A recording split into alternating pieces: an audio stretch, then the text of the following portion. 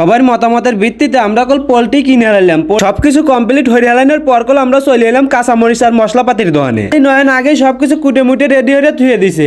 আজকের তরহারি ডুকল মেলা স্বাদ ছিল, এই জন্য কবজি ডুবো ডুবো খাইলাম। হ্যালো এভরিওয়ান, আসসালামু আলাইকুম। কে আছেন সবাই? আশা করতেছি সবাই ভালো আছেন। আপনাদের ঘরে দোয়ার ভালোবাসা কল আমিও মেলা ভালো আছি। আমি রনি চলে আসলাম আর একটা নতুন ভিডিও নিয়ে। আজকে খাবো পিকনিক, আর এই পিকনিকে কি মজা আর কি খাওয়া দাওয়া আপনারা দেখলে খালি আসবেন আর আসবেন। এই জন্য পুরো ভিডিও দেখবেন, আশা করতেছি ভালো লাগবে, কেউ স্কিপ করবেন না। আমরা তো পিকনিক খাবো, এই জন্য কল মুরগি কেনার লাগে সবাই যাচ্ছি। মুরগি কিনবার যাওয়ার সময় আমরা 5 জন ব্যানের উপর উঠে হাই রে মজা হরতেছি। এই মজা হরতে হরতেই কল আমরা মোহনপুর বাজার চলে আসি। মোহনপুর বাজার আসার পর আমরা কল ব্যান থেকে নেমে গেলাম, নেমে কল চলে এলাম মুরগির দোকানে। মুরগির দোকানে আসার পর সবাই দেখি দামি দামি মুরগি খুঁজতেছে। তখন আমি কইলাম আরে আমারে তো বাজেট কম, এই জন্য এই পোল্ট্রি ডলে। আমার এই কথা শোনার পর সবাই আমার হাতে হাই দিল। হাই দিয়ে এক পর্যায়ে আলামিন কয় হালাইলো, আরে আমার উদ্দেশ্য হইলো গোস্ত খাওয়ার, এখন কম দামে হোক আর বেশি দামে হোক গোস্ত হইলো। সবার মতামতের ভিত্তিতে আমরা কল পোল্ট্রি কিনে আনলাম। পোল্ট্রি কিনে মিনে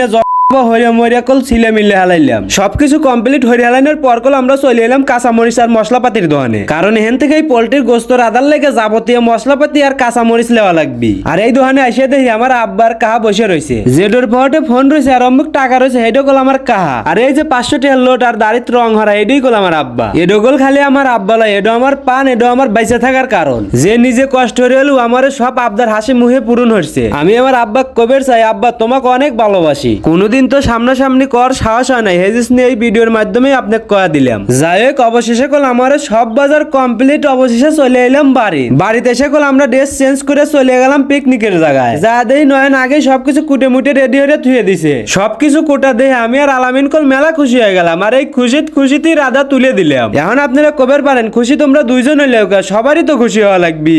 সবাই খুশি হয় নাই কিসের লেগে জানেন? কারণ রাধা লাগবে আমার ঘরে ওই সুমন্দিরে সবাই হয়ে রয়েছে। ওরা তো একটু কাম হরবি না, যত কাম আমার আর আলামিনের হরা লাগবি না। অগারে রাইতে দেবো না, ওরা চালা লবি নি, ওরা হুয়ে থেকে খাবি না। এই জন্য বদুয়া দিয়ে দিলাম, অগারে হুয়ে থেকে খাওয়ার লেগে জানি আগা হয়। যাই হোক উত্তেজিত একল মেলা কথাই কইলাম, এই কথা কতি কল হয়ে গেল তরহারি। আর আজকের তরহারি দিয়ে যেই বাসনা আসা লছিল, মনে হইলো দোস্ত আলামিন বইয়ের যত্নে রাখছে। এত সুন্দর বাসনা সহ্য হইবে না পাইরা মুরগির কলজাতে তুলে খাওয়া শুরু হয়ে দিলাম। খাতেছি আর আলামিনে করছি, দোস্ত তুমি এত ভালো রান্না কবে থেকে শিখলে? আমার এই কথা হই না দোস্ত, আলামিন করছে এ হুমন্দি তুই বক বক পরে হর, আমার মেলা খিদে লাগছে, সবকিছু লিয়ে ঘরে চল আগে খেয়ালই। আলামিনের মুখ থেকে খিদের কথা শোনার পর মনে পড়ে গেল আমারও না খিদে লাগছে।